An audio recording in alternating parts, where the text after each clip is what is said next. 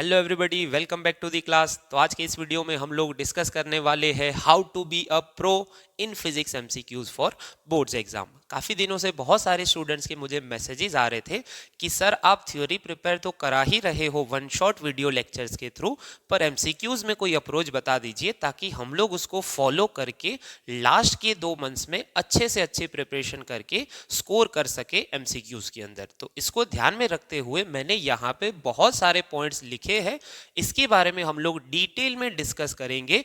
मैं आपको बता रहा हूँ आप ये वीडियो पूरा देख लीजिए, मैं आपको गारंटी के साथ बता रहा हूँ कि ये देखने के बाद आपका पूरा अप्रोच चेंज हो जाएगा एमसीक्यूज की टूवर्ड्स और अच्छे से अच्छे मार्क्स आप लोग स्कोर कर पाओगे। तो सुनो, पहला है डेली प्रैक्टिस। एमसीक्यूज के अंदर आपको डेली प्रैक्टिस की रिक्वायरमेंट है। ऐसा नहीं है कि हमने एक दिन एमसीक्यूज करे फिर 4 दिन तक थ्योरीज पढ़ते रहे फिर एमसीक्यूज करे, ऐसा नहीं करना।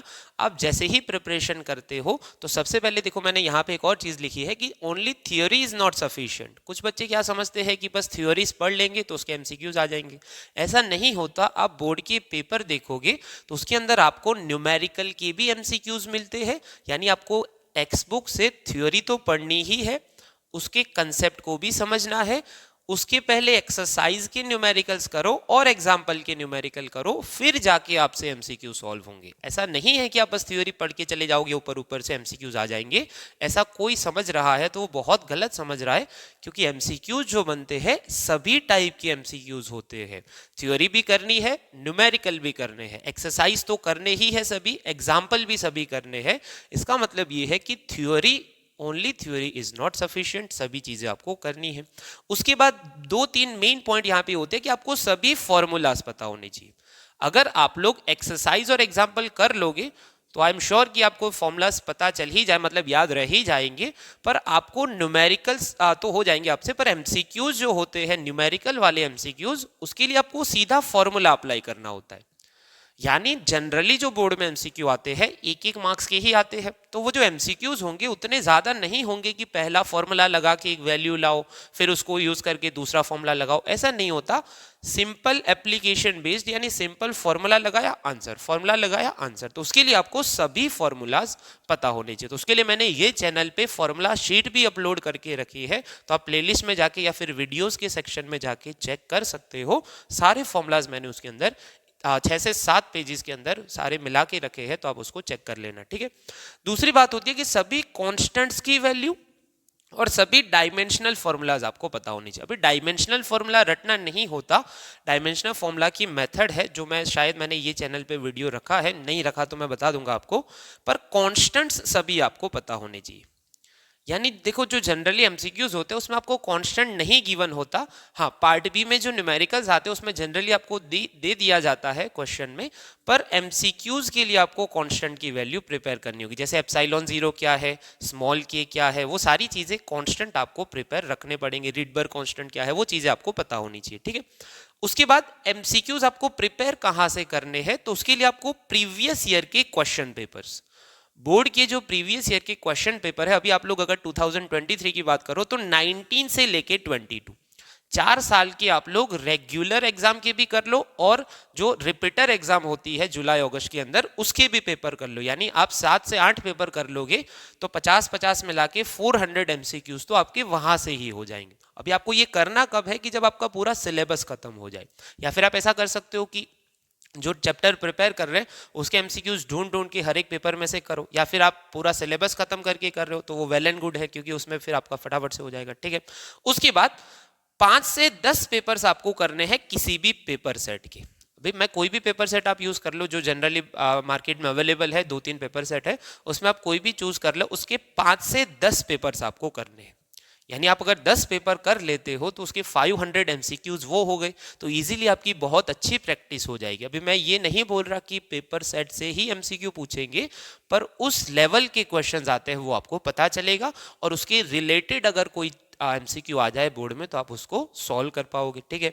उसके बाद टेक्स्ट बुक के अंदर जो शॉर्ट न्यूमेरिकल्स होते हैं, देखो आप देखोगे कि बहुत सारे चैप्टर्स ऐसे होते हैं जिसमें एग्जाम्पल और एक्सरसाइज के अंदर बहुत छोटे छोटे न्यूमेरिकल होते हैं, एक एक स्टेप के, एक एक फॉर्मूला बेस्ड। तो वो अच्छे से प्रिपेयर करना, क्योंकि वो बहुत बार डायरेक्टली एमसीक्यू वाले पोर्शन में आपको पूछ लेते हैं। आप लास्ट ईयर के पेपर भी देख लेना, जैसे चैप्टर 9 के अंदर जैसे वो छोटे छोटे एग्जाम्पल है कि जैसे मिरर को कवर कर दिया जाए नीचे से, सन अगर घूम रहा है 1 डिग्री में कितना टाइम लगेगा, वो सारी चीजें जो होती है वो सीधी आपको एमसीक्यूज में पूछ लेते हैं। और जैसे कि चैप्टर 14 की एक्सरसाइज जो है उसमें पीछे 5-6 एमसीक्यूज है, तो वो भी अच्छे से कर लेना, उसमें से भी वो डायरेक्टली एक ना एक दो तो पूछ ही लेते हैं, ठीक है।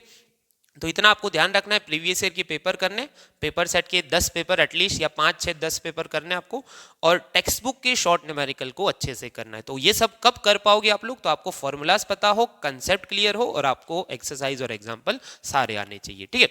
अभी उसके बाद मेन चीज क्या करते हैं हम लोग की गलती यही करते हैं कि क्वेश्चन नहीं पढ़ते एग्जाम के अंदर। हमें आधा क्वेश्चन पढ़ के आधा आंसर फिर पहला ऑप्शन देख के उसको लेके आ जाते हैं। ऐसा नहीं करना है, क्वेश्चन को पूरा पढ़ो, उसका पूरा टाइम दो, उसको अच्छे से समझो, फिर चारों ऑप्शन को एनालाइज करो, फिर जाके आप लोग आंसर लिखो। एक ऑप्शन पढ़ लिया पहला सही है, पढ़ लिया, ऐसा नहीं होता। बहुत बार ऐसा भी होता है कि ऑल ऑफ दीज ऑप्शन भी होता है लास्ट में, तो हम लोग उसको इग्नोर करके लेके आ जाते हैं, फिर हमारा गलत हो जाता है, ठीक है। तो क्वेश्चन अच्छे से पढ़ना है। एक गोल्डन रूल आप लोग याद रखो कि अगर आपको अच्छा स्कोर करना है एमसीक्यूज के अंदर, तो आप अपना अप्रोच बनाओ ड्यूरिंग प्रैक्टिस 50 एमसीक्यूज इन 50 मिनट्स। यानी आप यही ट्राई करो कि मेरे पास लास्ट में कम से कम 10 मिनट बचने चाहिए, ताकि उसमें होता क्या है कि आप 50 मिनट देते हो 50 एमसीक्यूज के लिए, तो आपको 10 मिनट मिलेंगे।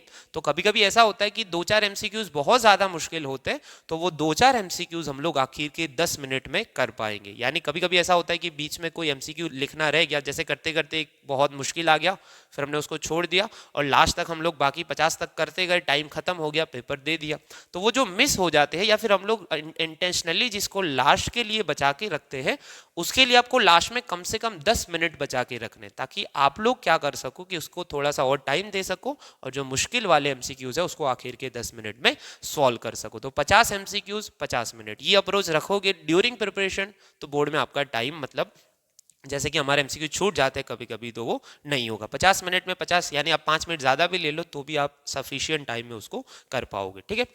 उसके बाद होती है कि कुछ टिप्स मैं आपको दूंगा कि आपको करना क्या है। जैसे कुछ एमसीक्यूज ऐसे होते हैं कि हमें मतलब थोड़ा आइडिया नहीं है उसके अंदर, क्वेश्चन पढ़ा पर आइडिया नहीं लग रहा, तो आप थोड़ा बहुत पढ़ो। जैसे कि अगर आपने थ्योरी पढ़ी होगी तो आपको थोड़ा बहुत आइडिया तो लग ही जाएगा कि 4 ऑप्शन में से ये एक तो नहीं ही हो सकता, या फिर ये 2 तो है ही नहीं, तो उसको एलिमिनेट करो।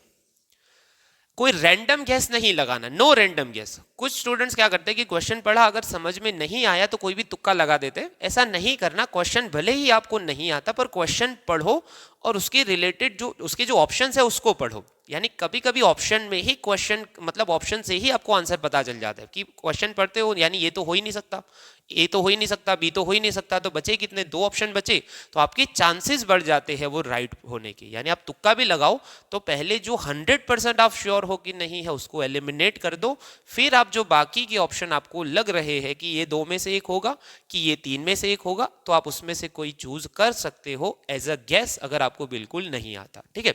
तो इसलिए मैंने बताया कि एलिमिनेशन मेथड यूज करो, यानी 4 ऑप्शन अगर है आपके पास, उसके चांसेस है राइट होने के 25%, ठीक है।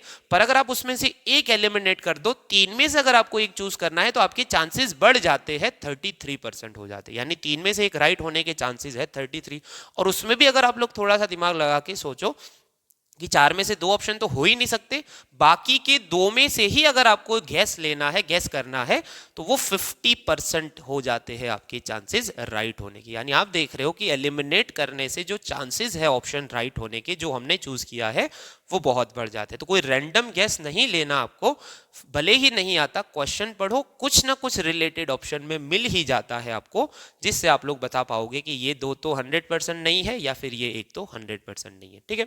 उसके बाद एक ट्रिक होती है कि जैसे फिजिक्स के एमसीक्यूज आप लोग देखते हो, तो जनरली कभी कभी जो ऑप्शन होता है, ऑल ऑफ दिस होता है, नन ऑफ द अबाव होता है, 0 होता है, तो बहुत ज्यादा चांसेस हो जाते हैं कि आंसर यही आता है। अभी मैं ये नहीं बोल रहा कि 100% आंसर यही आता है, पर अगर आपको बिल्कुल भी आइडिया नहीं, यानी कि अगर ये ट्रिक है कि नो आइडिया, अगर आपको आइडिया ही नहीं है कि आंसर क्या आएगा, आप एलिमिनेट भी नहीं कर पा रहे हो, तो अगर आपको ये ऑप्शन नजर आ जाए तो आप इसको टिक करके आ जाओ। अभी मैं ये नहीं बोल रहा कि हर एक में ऑल ऑफ दिस या फिर नन ऑफ द अबव या जीरो आएगा, पर अगर आपको आइडिया ही नहीं है बिल्कुल, तो आप ये अगर कोई भी एक ऑप्शन हो तो उसको चूज करके आ जाओ। चांसेस यही होते हैं कि इसमें से कोई ना कोई आ जाता है, ठीक है। तो इतनी बातों का आपको ध्यान रखना है। अगर ये सारी चीजें आप लोग फॉलो करते हो तो आई एम श्योर कि आप लोग इजीली 40 अप या 45 अप स्कोर कर पाओगे, ठीक है। अभी स्पेशल अनाउंसमेंट क्या है कि ये चैनल पे हमने already one shot video lecture series चालू है अभी हमारी। उसके साथ साथ मैं आपके लिए लेके आने वाला हूं एमसीक्यूज सीरीज, हर एक चैप्टर की मोस्ट इंपॉर्टेंट एमसीक्यूज की सीरीज। और वो स्टार्ट कब होगी, तो वो स्टार्ट होगी आफ्टर 26 जनवरी, यानी आज अभी 17 है, तो 10 दिन के बाद वो सीरीज स्टार्ट हो जाएगी, जिसमें for Gujarati medium and for English medium दोनों के लिए मोस्ट इंपॉर्टेंट एमसीक्यूज मैं आपको कराऊंगा। हर एक चैप्टर में, हर एक चैप्टर वाइज 50 एमसीक्यूज पर चैप्टर। तो जिससे होगा क्या कि आपने अगर थ्योरी प्रिपेयर करके रखी है, एक्सरसाइज करके रखी है, तो आप यहाँ साथ साथ एक ही वीडियो में पूरे चैप्टर की जो मोस्ट इंपॉर्टेंट एमसीक्यूज है उसको कर पाओगे। तो बस यही बात मुझे आपको बतानी थी स्पेशल अनाउंसमेंट के अंदर। तो आई होप कि आपकी प्रिपरेशन अच्छे से चल रही है। बोर्ड के एग्जाम को अभी 2 महीने है, तो कोई ऐसा ना सोचे कि टाइम खत्म हो गया तो गिव अप कर दे। अभी बहुत टाइम है, आप लोग अच्छे से प्रिपेयर कर सकते हो, और जो चीज़ें मैं बता रहा हूँ वो चीज़ आप फॉलो करके चलो, तो आई एम श्योर कि आप अच्छे से स्कोर कर पाओगे।